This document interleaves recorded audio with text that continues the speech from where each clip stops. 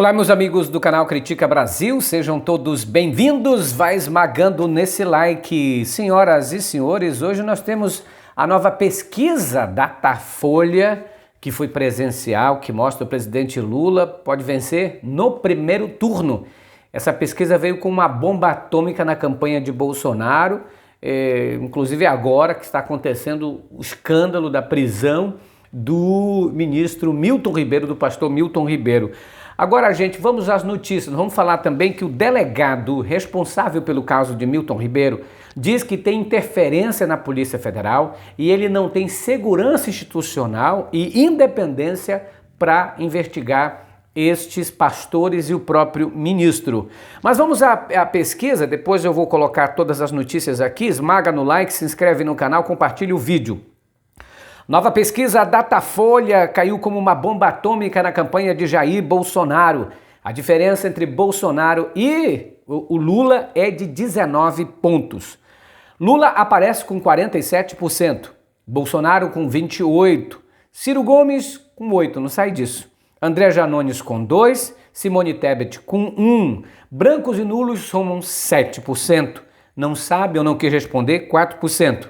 E lembrando que amanhã começa a contagem regressiva para as eleições de 2022.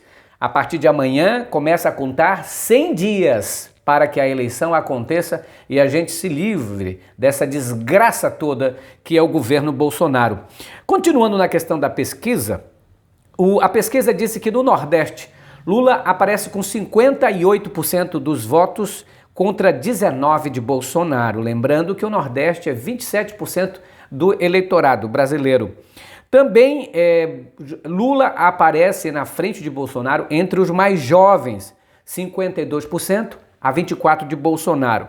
Também Lula vence entre as pessoas mais pobres, as mais pobres do Brasil, que representam 62% da população, que é 56% para Lula e 22% para o Bolsonaro. Já Bolsonaro vence, aparece assim na frente de Lula em alguns segmentos. Veja que curioso.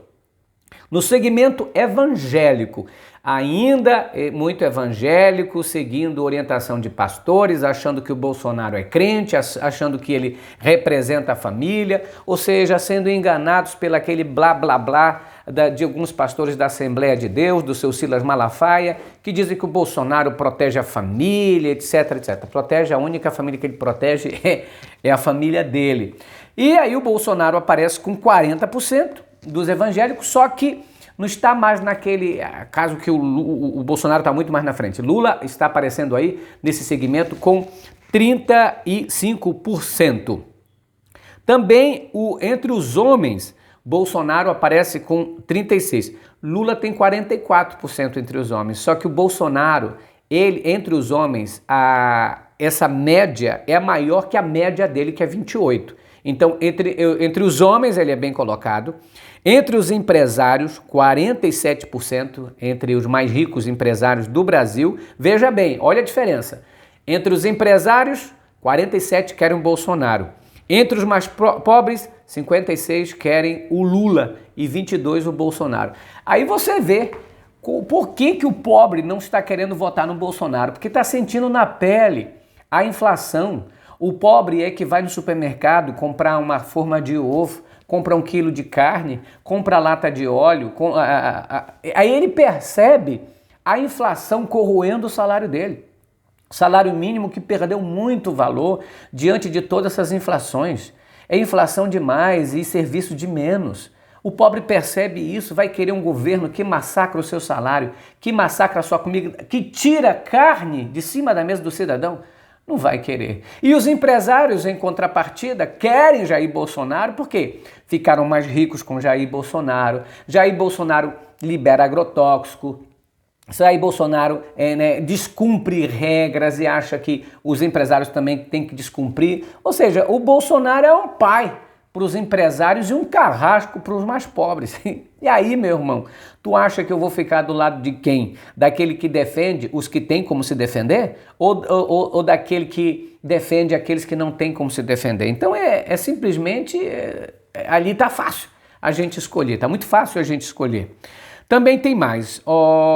Entre as mulheres, o Lula sai muito mais na frente, o Bolsonaro é escolhido por apenas 21% das mulheres. No Sudeste, Lula fica com 43% e Bolsonaro com 29%. Aí, com esses dados, o Datafolha também prevê uma possível vitória de Lula já no primeiro turno. Lula tem 47% e contra 43% dos demais adversários. Isso daria para o Lula 53,4% dos votos válidos quando se excluem brancos e nulos. Foram entrevistados 2.556 pessoas, eleitores entre 185 cidades, nos dias 22 e hoje, dia 23.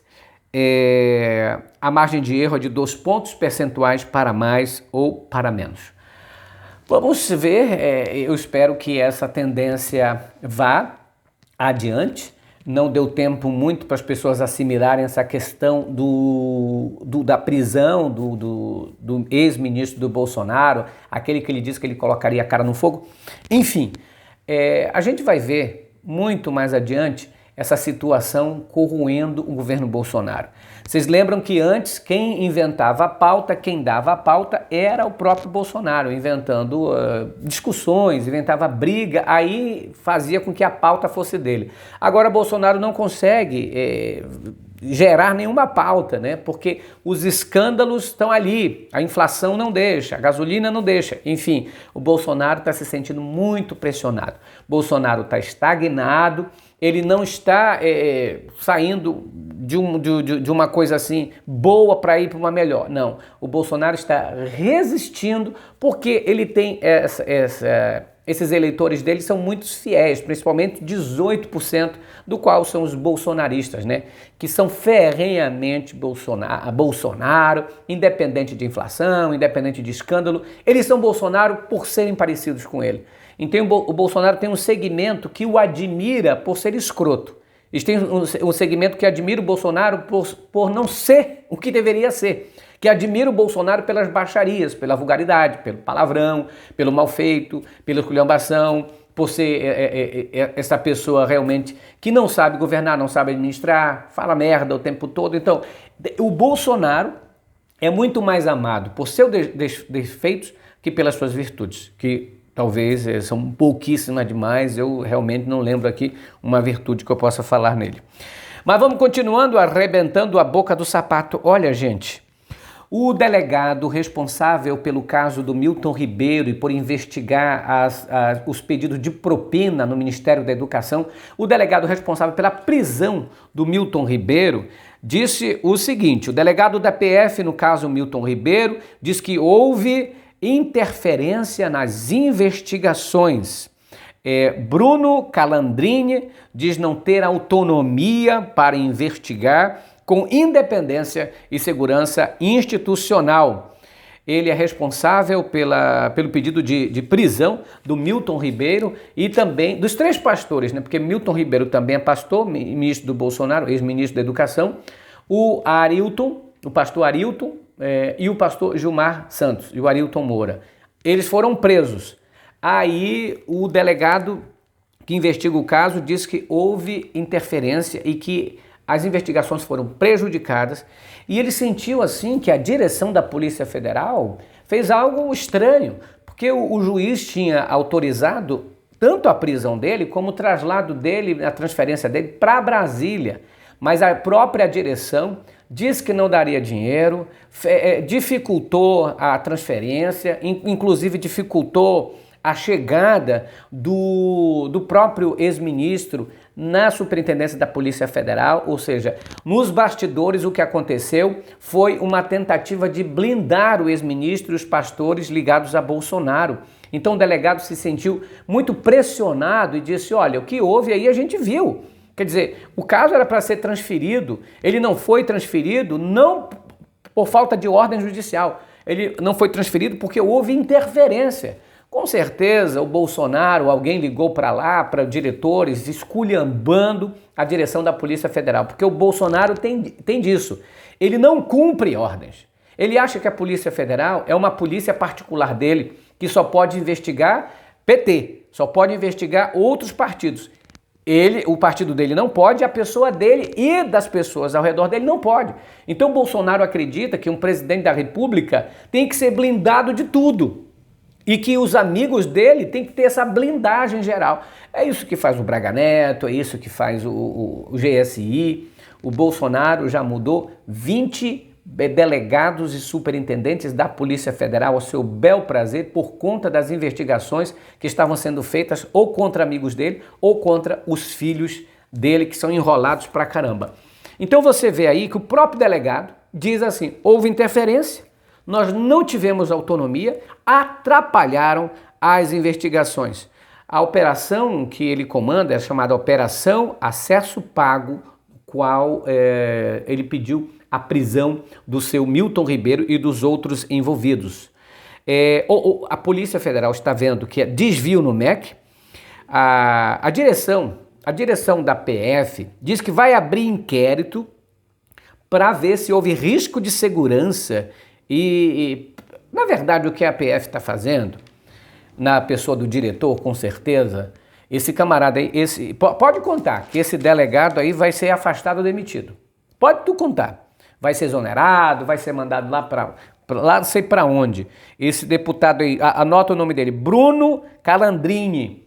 Ele que é responsável pelo pedido de prisão do Milton Ribeiro. Esse pessoal vai dar tanto no pé dele, vocês vão ver o que vai acontecer. O Bolsonaro sempre faz isso. Quando tem algum delegado que está investigando alguma coisa que vai sujar o nome dele, ele muda, ele coloca um amigo dele e ele deve ter ligado para lá, sacaneado, inventado coisas e, claro, oprimindo, né, ameaçando.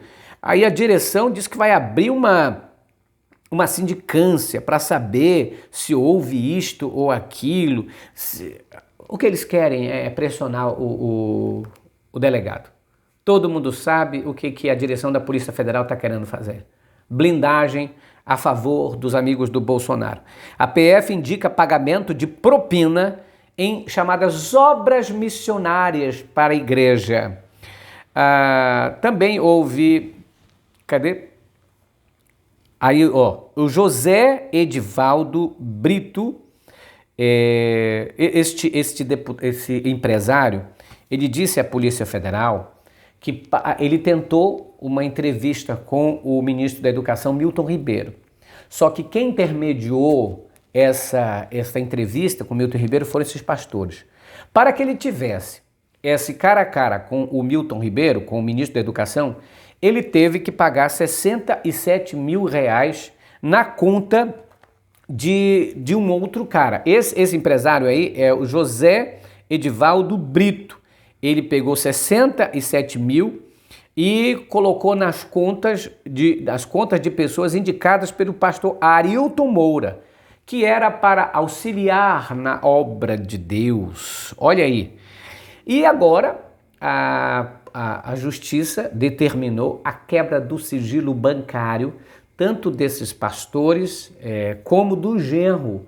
Porque uma das contas em que este empresário colocou dinheiro, ele colocou 30 mil, foram depositados na conta do genro do pastor Arilton e ex-assessor da prefeitura, ex-assessor de uma prefeitura. O nome dele é Helder Diogo Bartolomeu, genro desse pastor. Então, a Polícia Federal diz que a conta desse genro servia para o pastor receber propina, entendeu? Aí não coloca na minha conta, coloca na conta desse aqui, coloca na conta daquele ali, da conta do meu genro, depois eles passam para mim. As empresas ligadas a esses pastores também estão sendo investigadas, entende?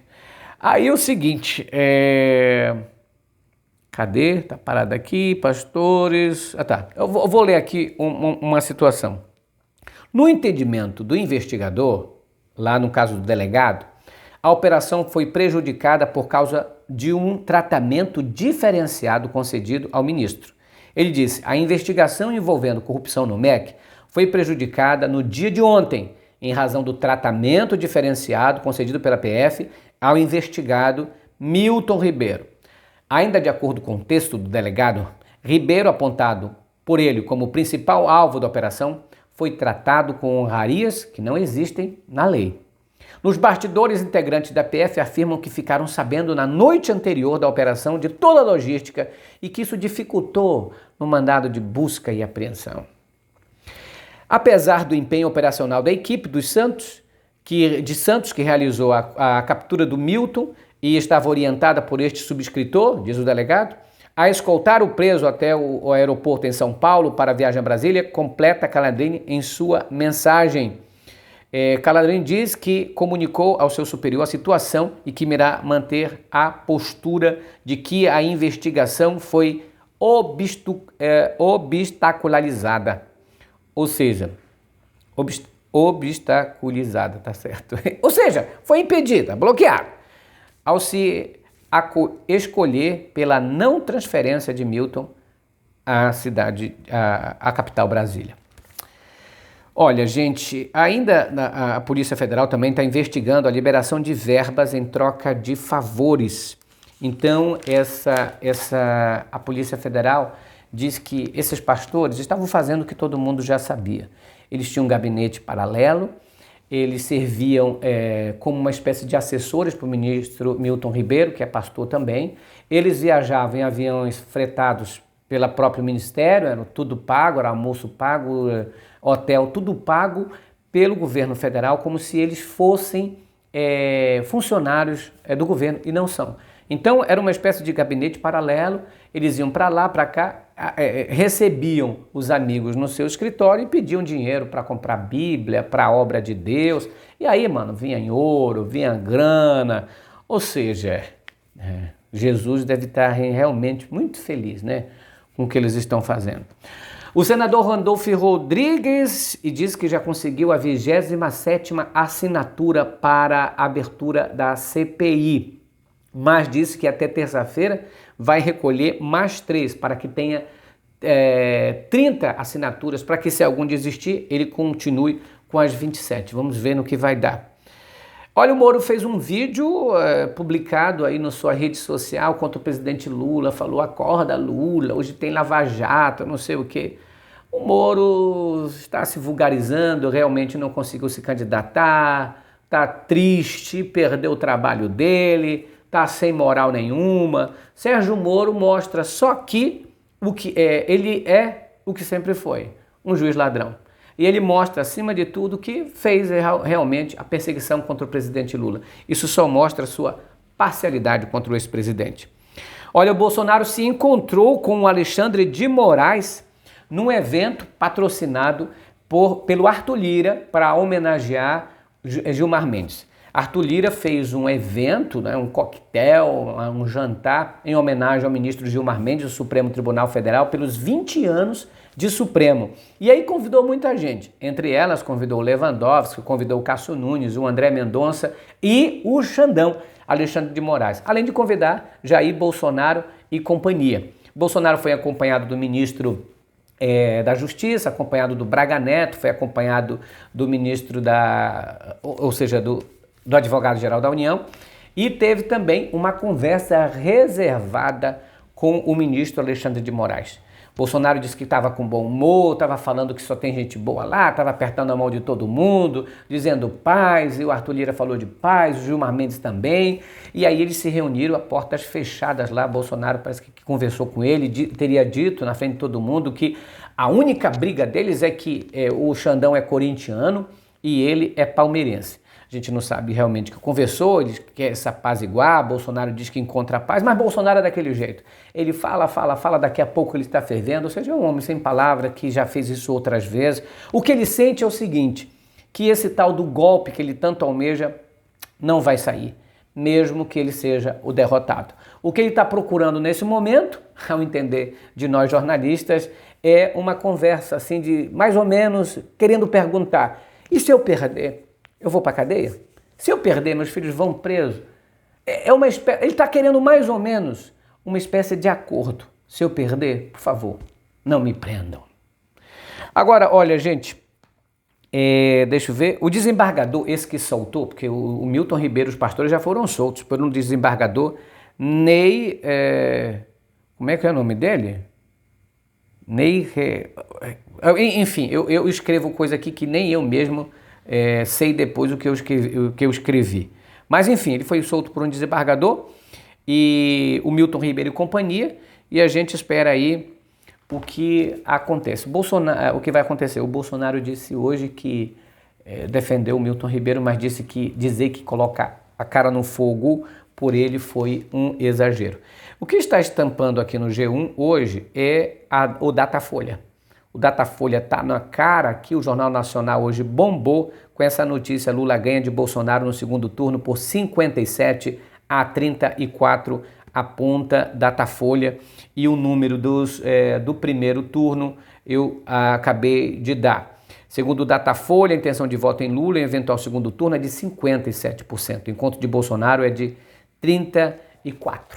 Faltam, a partir de amanhã, 100 dias para as eleições. Fique preparado para você exercer o seu voto e não brinque mais. O que muita gente fez votando em Bolsonaro foi brincar com o seu voto e vulgarizar o seu voto. E deu no que deu. Esse camarada já provou que é imprestável.